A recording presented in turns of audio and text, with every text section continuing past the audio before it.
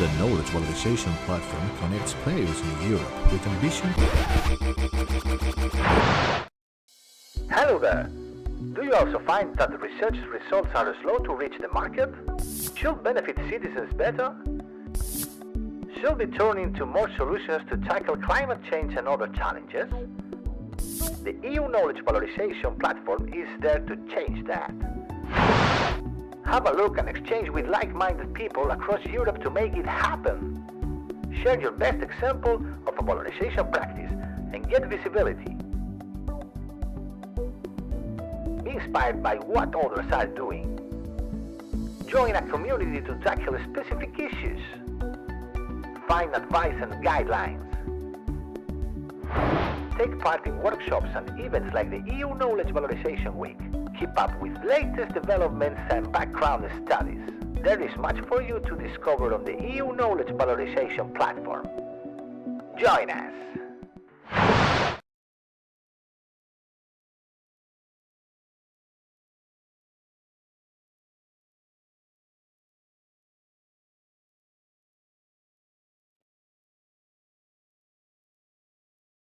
So, good morning everyone and welcome to this webinar on knowledge valorization and impact, which we named Master Chefs in Knowledge Valorization, Recipes for Sharpening Knowledge and Skills. Today we will be exploring some good practice of ways in which academic research can be stimulated and translated into societal and economic value, and how this ultimately can have an impact on developing our society. My name is Jan Axelsson and I've been moderating this session. On a daily basis, however, I'm the Director of Valorization at Linköping University, Sweden, with the overall responsibility to utilize our knowledge assets into outcomes, capacities and values for our partners and ultimately to the society. This is of course easy to say and perhaps even easy to understand, but it's tricky to achieve. As academics, our focus lies in producing new knowledge, and in our merit systems we publish in scholarly journals, and that's our driving force, so to say.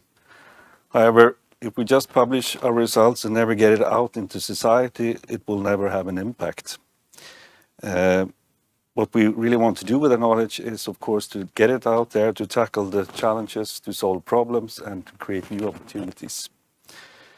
The process of transforming knowledge into value is what we normally call knowledge valorization. Knowledge valorization can take many forms, including commercialization, policy development, public engagement, and social innovation. It involves working with various stakeholders, including industry partners, governmental agencies, non-profit organizations, and community groups, in order to meet the needs and the opportunities and also to co-create solutions. The impact of knowledge valorization can be significant, both in terms of economic growth and societal progress. By translating academic research into practical applications, we can create new businesses and jobs, improve public policies and services, and address pressing social and environmental issues. In this webinar, we will hear from experts in the field who will share their expertise and insights on how to successfully promote the valorization of knowledge and create impact. We'll also have the opportunity to discuss the challenges involved in this process and to learn from each other's perspective. Before starting, let me remind you that you can join our discussion by asking questions to Slido. You'll find the link in the web streaming page. Background information on all the presentations done here at this seminar will be available in the repository of the EU Knowledge Valorization platform. There you can also find other examples and you can also share your own practices. So by this, I would again welcome you to the webinar, and let's get started and explore the exciting world of knowledge valorization and impact by introducing our first presenter, Isabella Rocha, who is the Vice Director for Research, Innovation and Value Creation at Nova University Lisbon. Isabel will share good practice examples on how to foster knowledge valorization through awareness raising. Thank you, Jan. It is great to be here. Thank you for having me. If you could put the slides. Thank you. So I'd like to share with you some programs that we have implemented in Nova in the last years to foster knowledge valorization. If you can pass next slide. And Nova is completing this year 50 years old. It's located in Lisbon, in different municipalities with different campi. And we are composed of 9 schools that cover many areas of knowledge. And if you can pass to the next slide. And this is why, one of the reasons why in most of the programs for knowledge valorization that we organize centrally, our main context is about multidisciplinarity and interdisciplinarity, and putting people, be it students or researchers or faculty from different schools, from different areas, talking together and working together around different entrepreneurial or scientific projects. If you can pass to the next slide. So I'd like to give you some background. It all started 15 years ago with a program called Starters Academy. In the next slide we can see more about that. So we already had 15 editions, so we organize this program every year. And it's a program that was sought mainly for master students, and that is composed of formal classes where the students learn about different areas of knowledge valorization, entrepreneurship, leadership, even finances, and so on. And also simultaneously they are involved in a hands-on project where students from different schools work together to create a pathway to valorization. For example, having in mind an idea of a new startup or a new NGO or different endeavors. So this we already had around 500 participants. Many of startups related with Nova were born in this academy in a way, and this, of course, the success of this project inspired us to many different other programs, like, for example, prizes for the best startups, but also, if you can pass the next slide, to think about offering this type of interdisciplinary programs to both faculty members and researchers, and also PhD students. So we came up with the Sciencepreneur brand a few years ago, and this is actually encompasses different programs, but they all have the same purpose, which is to create value out of scientific research. And this scientific research can happen in any area: social sciences, humanities, and any area of technology, health sciences. And we try to combine the offering of formal classes, formal training in areas, in this case, areas that will encompass, for example, IP, intellectual property, even regulation, with other areas like financing the entrepreneurial projects. But if you can pass to the next slide. One of the versions of this program starts with knowledge or with the technology, and explores the different pathways for value creation. And they could include the creation of spin-off, the licensing of the technology, but also other pathways that include the valorization in society. And we are convinced that the impact of the outputs of this project could be significant, and they are already some of them are already in place, because we are talking about science and technology based value creation, and in some cases we hope we could be talking about the next unicorns and other impactful outcomes. So if you can pass to the next slide. At the same time, we organize different programs like workshops, one-to-one programs of if you can pass the next slide, of advisory time in topics that are, for example, related with intellectual property, which are ways for our researchers and our faculty and PhD students to gain training in specific areas without having to devote several weeks to, for example, one of our versions of the Sciencepreneur program. And at the same time, they can engage in a one-to-one in one-to-one sessions with experts to get advice, for example, on strategies for intellectual property valorization and other relevant aspects. So if you can pass to the next slide. So of course, all of this comes with a purpose.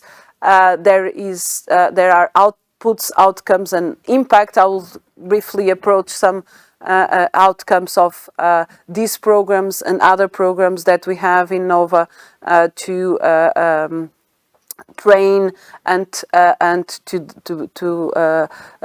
bring dynamics to our ecosystem.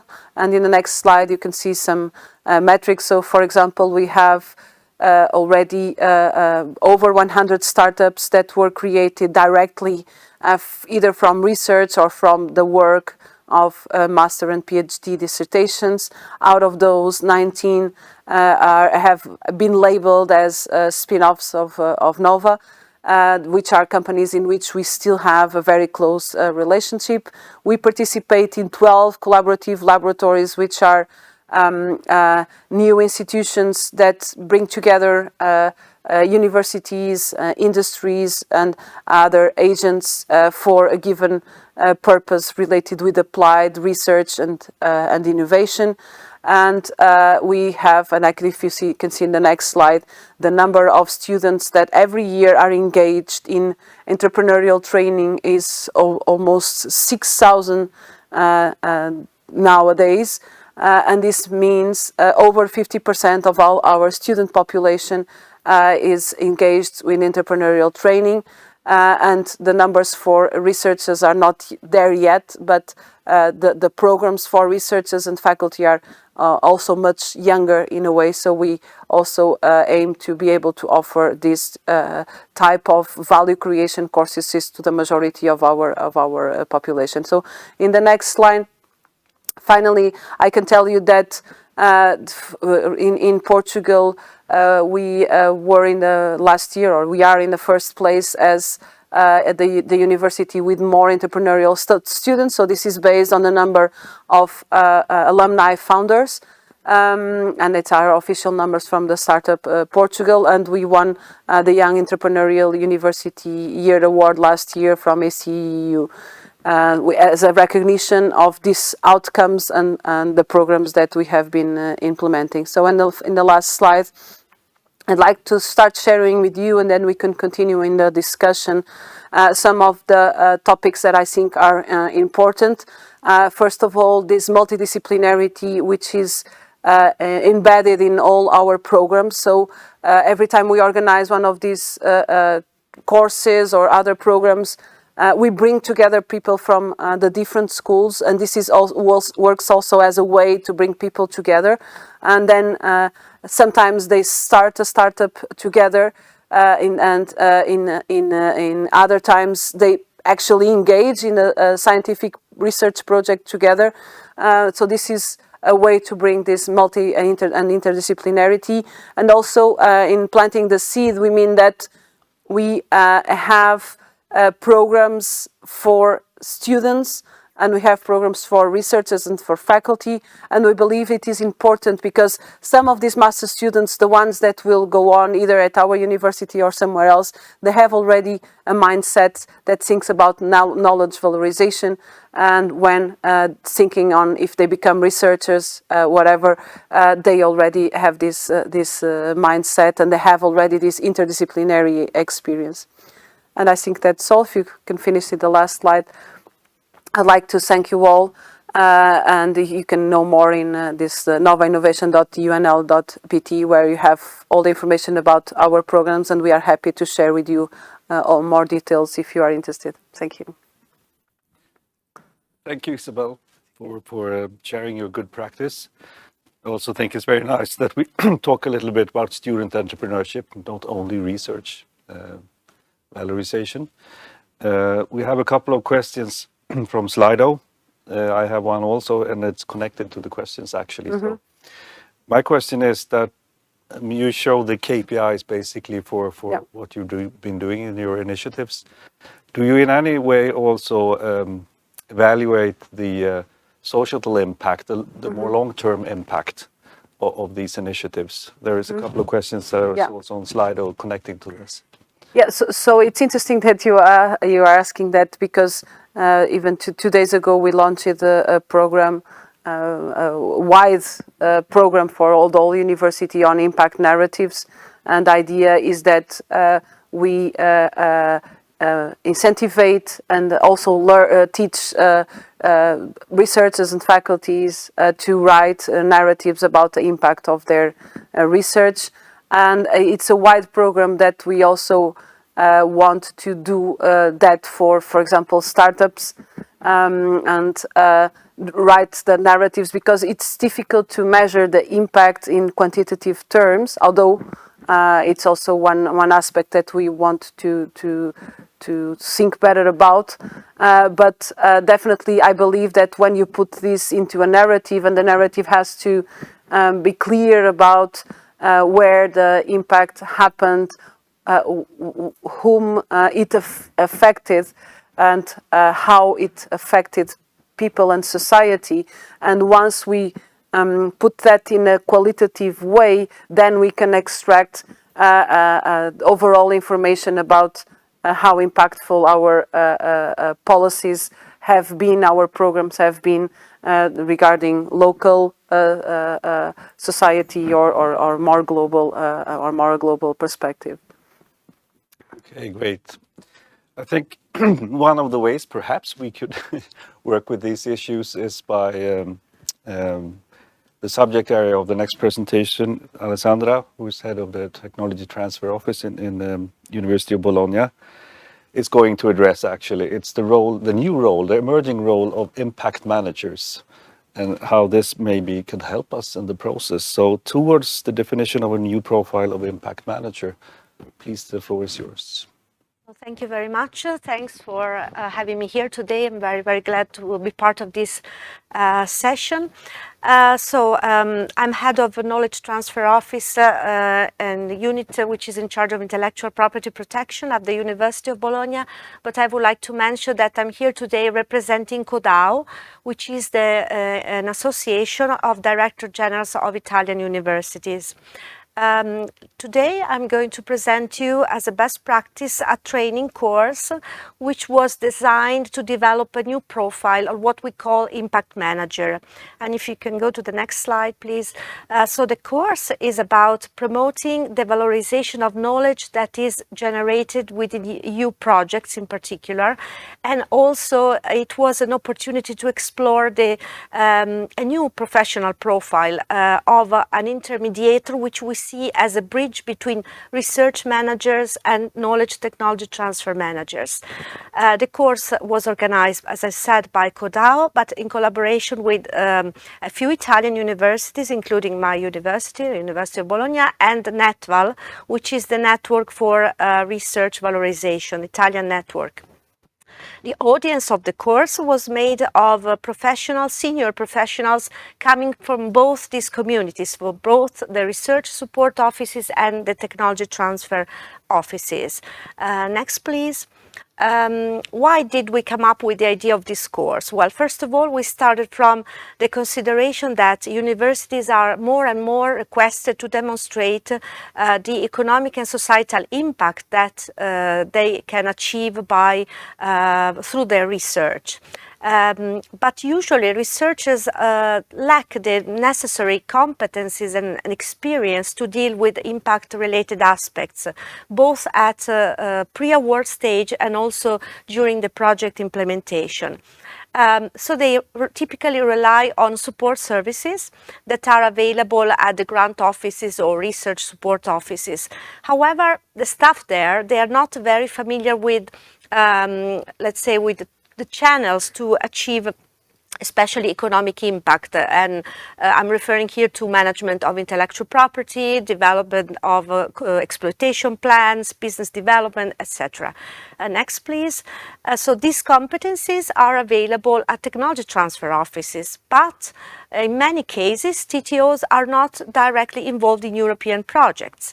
And this happens because, especially in large universities, research support and knowledge technology transfer are two separate functions, and they don't necessarily collaborate together, and even if sometimes they don't even belong to the same department of the university.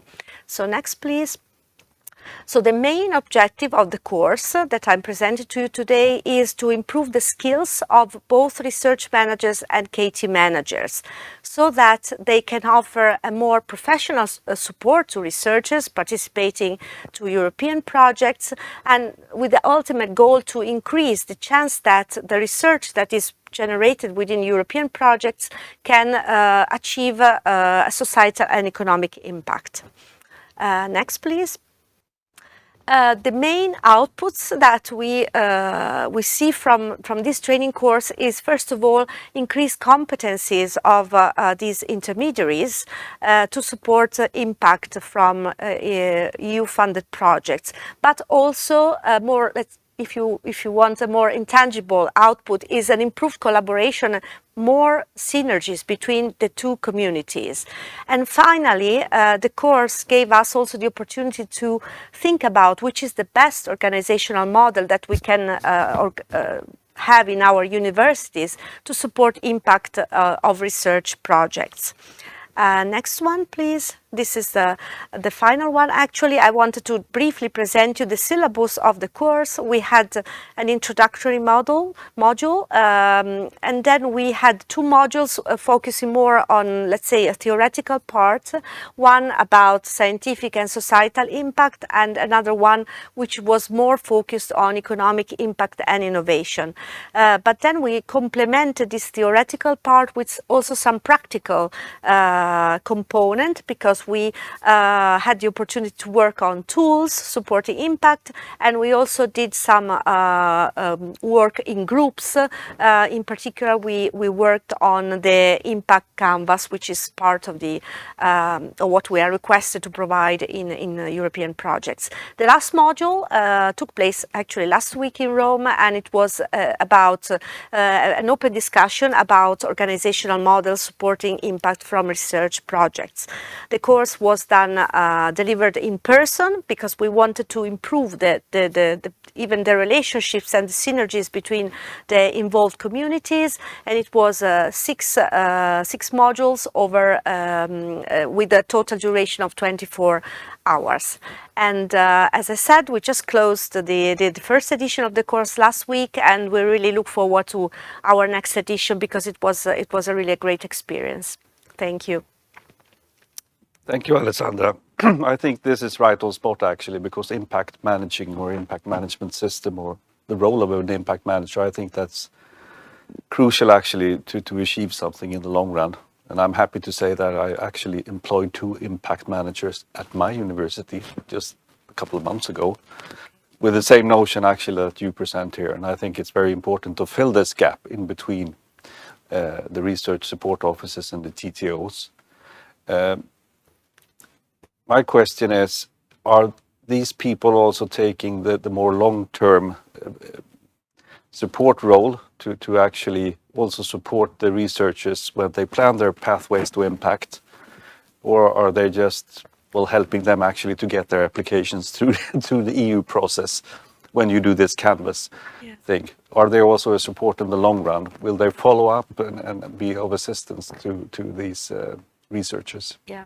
So during the course, we actually covered both stages. So we actually had a look of what is requested at the application stage, but also we worked on tools that can be applied to funded projects. It's really challenging to do both because many resources are needed to do this, but ideally I would say that the role of impact manager should be present at both stages. It's really important that it's not only about getting the proposals funded, it's about creating real value out of the knowledge that is generated by the projects that is there, but sometimes we are not really equipped to extract that value and to make a real impact from the projects. Yeah, and that's for, I mean, it takes a lot of effort to do this, and the more researchers you get involved in this processes, the more effort you have to put in. But I think, from my perspective, we're slowly changing the roles of our TTOs into KTOs and into impact managing organizations, basically helping the researchers to plan their pathways to impact and to support them all the way. And that's from my perspective.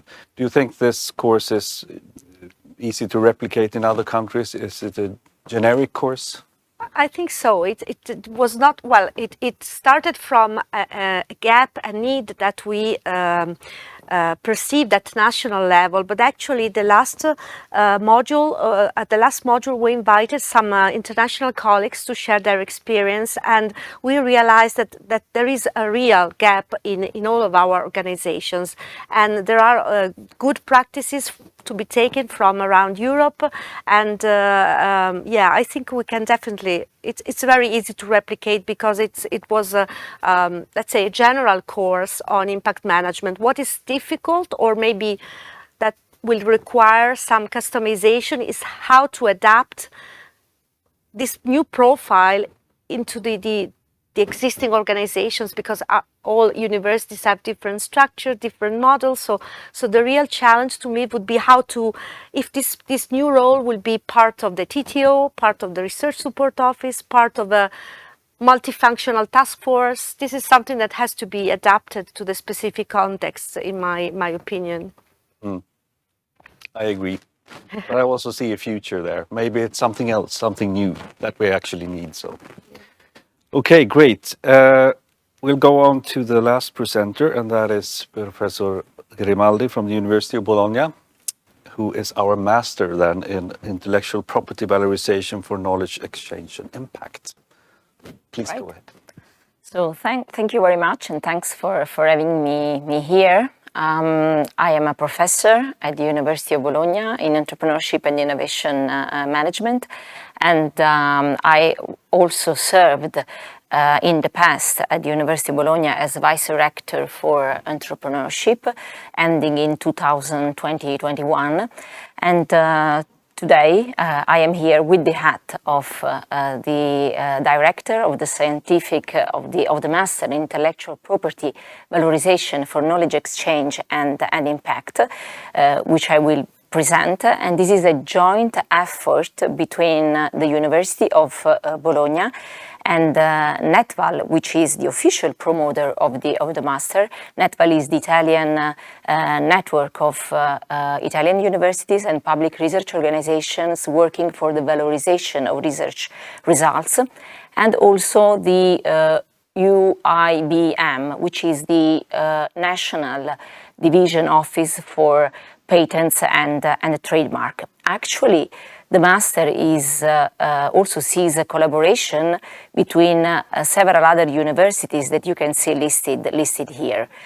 So if we think about the rationale of this master, next slide, please. We wonder why this training program. Well, first of all, intellectual property management and tech transfer at large have become strategic components for universities, research institutions, and the private companies as well. But most importantly, we see that universities and public research organizations are paying increasing attention to academic entrepreneurship, spin-off, student entrepreneurship, third mission, outreach and public engagement. And last but not least, we have seen an evolution of the notion of technology transfer over the last 10 years towards a new concept, the concept of knowledge share, which is a broader domain, a broader concept encompassing different types of knowledge, including also non-high-tech type of knowledge, and also different approaches to knowledge creation, including multi-directional and circular approaches, including open innovation, including new ways of co-generating and co-producing knowledge. Next slide, please.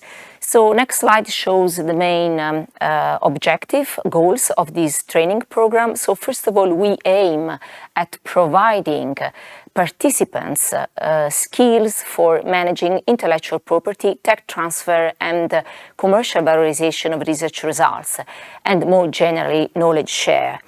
Then we aim at creating opportunities for them to network and to broaden their networks of relations. And then it is important to raise awareness on diverse different ecosystems, which are spread at national, at the country level. And we do that through the organizations of visits that are organized with other partner universities throughout the country. And very important, we have the chance to expose our participants to international best practices. In fact, we do have international experts coming from different countries and teaching in our program.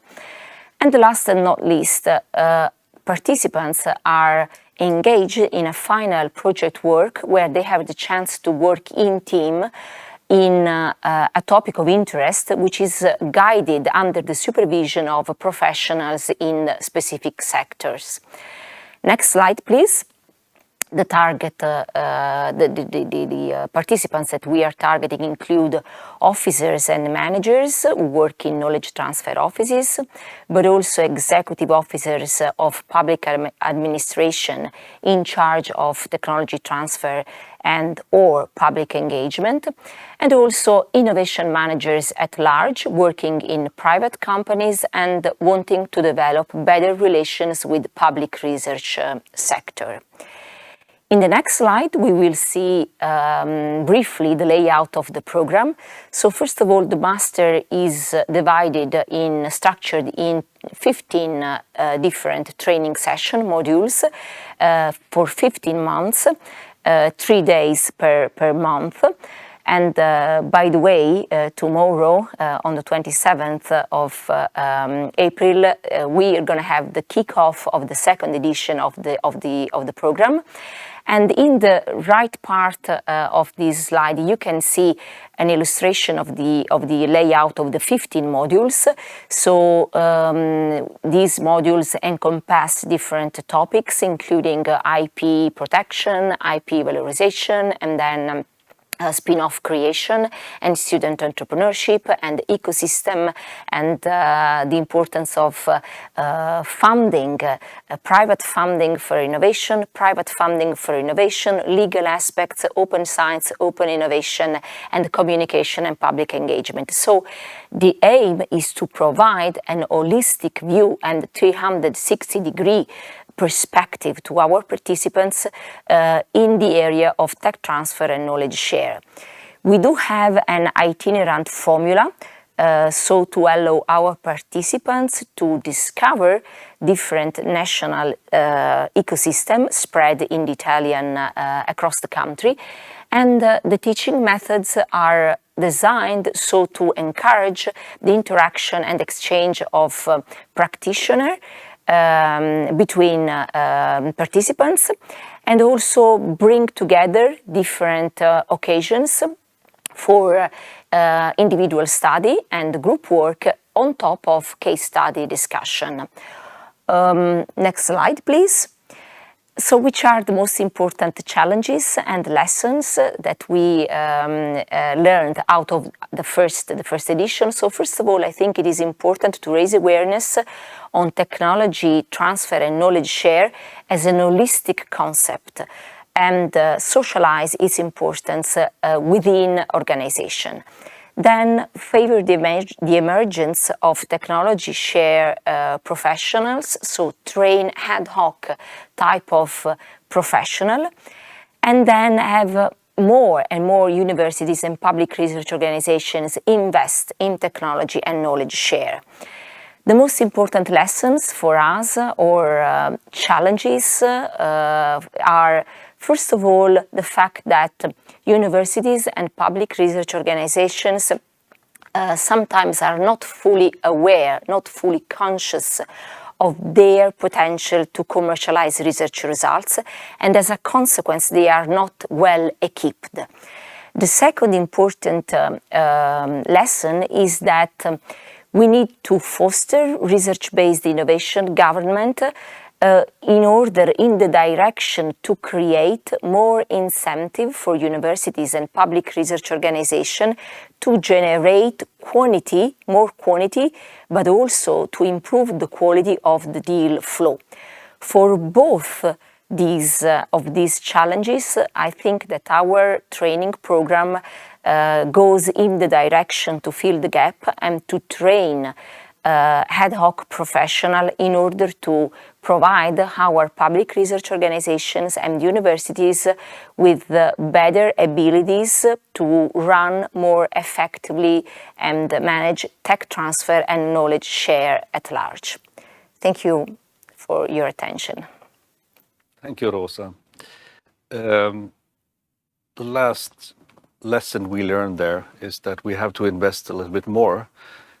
Would you say that it's our responsibility as universities, academia to do that, or should it also be on the governmental level, national level, the support, I mean? Right, I think both.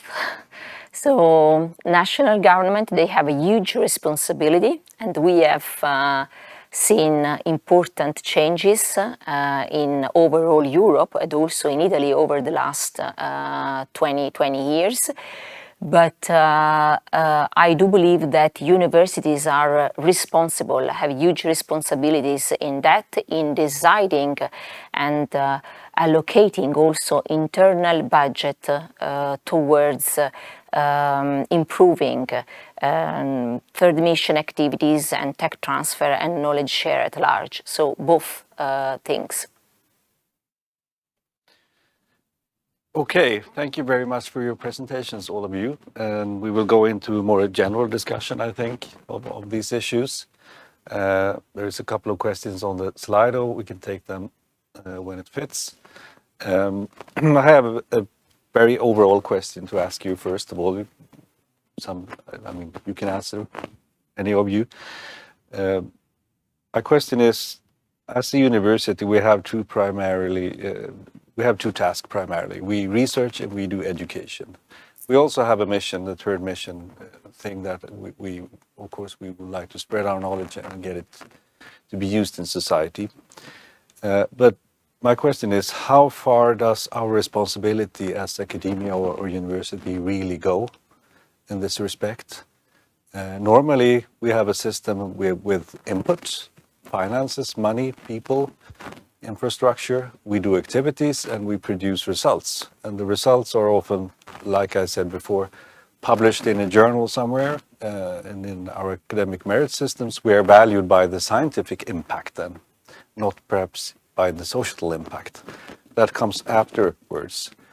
So to continue this process, we do have some outcomes. Maybe someone who we worked with thinks that our results is of value and they can adopt them, do something about them.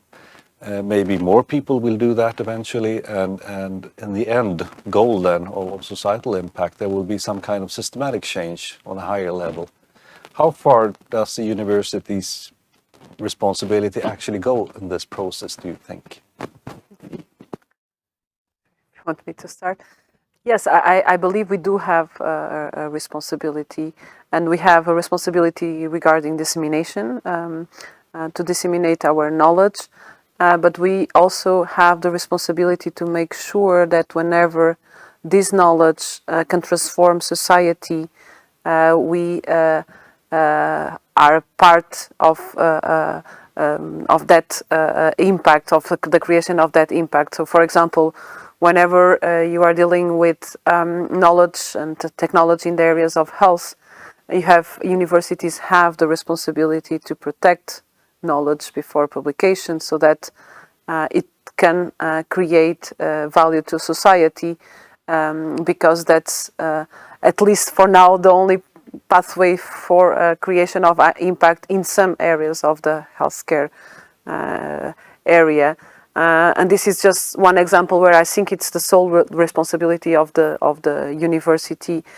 There are areas where the knowledge that is created in the university, its application or its pathway to impact is not immediate.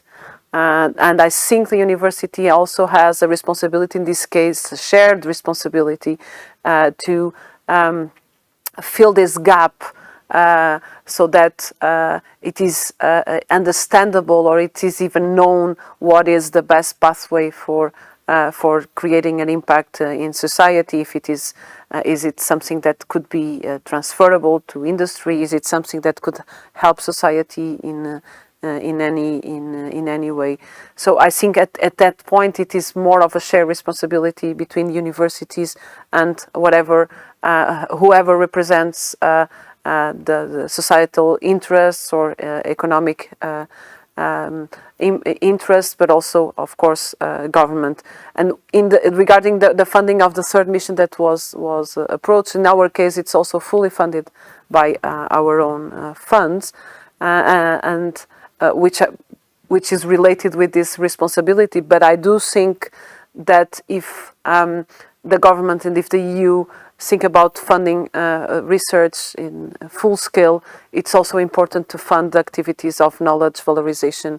I'm not sure if it's in full scale, but at least to provide more opportunities. I think we can see that this is happening as we speak, that people are assuming more responsibilities. You want to add? I just like to add something. I think universities should do more in terms of creating a culture for knowledge valorization. So what we're still missing today is the fact that researchers are not really aware of all the possible opportunities, and that's why we should do more in terms of training, providing opportunities for them to see real cases, practical, successful cases of knowledge valorization, because I think this is really still missing a lot, and there are many unexploited opportunities, and this mostly depends on the fact that researchers tend to be mostly focused on publishing, on scientific publications. They were not trained to look also at opportunities for creating impact which goes beyond academia. So my final question then to you, do we have the academic merit systems that actually support this? Or should we change them? That's a huge question. So I think we go in this direction, and it's interesting. So far we have talked about institutional level, but I do think that there is also an individual level kind of responsibility and component. Of course, government and single universities, they can do a lot in order to foster the culture and third mission, outreach and tech transfer. But also we shouldn't forget that our universities are a collection of individuals, right? And therefore there is also a responsibility on the shoulder of individuals. We should, and it is correct that as professors and scientists we are concerned with generating scientific impact out of our research, But we need to be aware that it is possible to combine this responsibility also with the responsibility of engaged professors. And there are a lot of studies showing that it is possible to combine the excellence in research activities with being very active and effective in transferring, valorizing research results and transferring research results to the marketplace. And I think that this is the two things should be object of attention by institutions, going back to the merit question that you were addressing. Okay, great. I think that will be the final words of our seminar. There is 1 minute left. So thank you very much for your nice, good examples, good practice. And thank you to the audience for joining us. And stay tuned, because the next following seminar here will be the Valorisation Cafe, where politics meets science. That will be very interesting. I'm really going to watch this. And after we end here now, there will be a 15-minute break. So stay tuned and join us later. Thank you very much.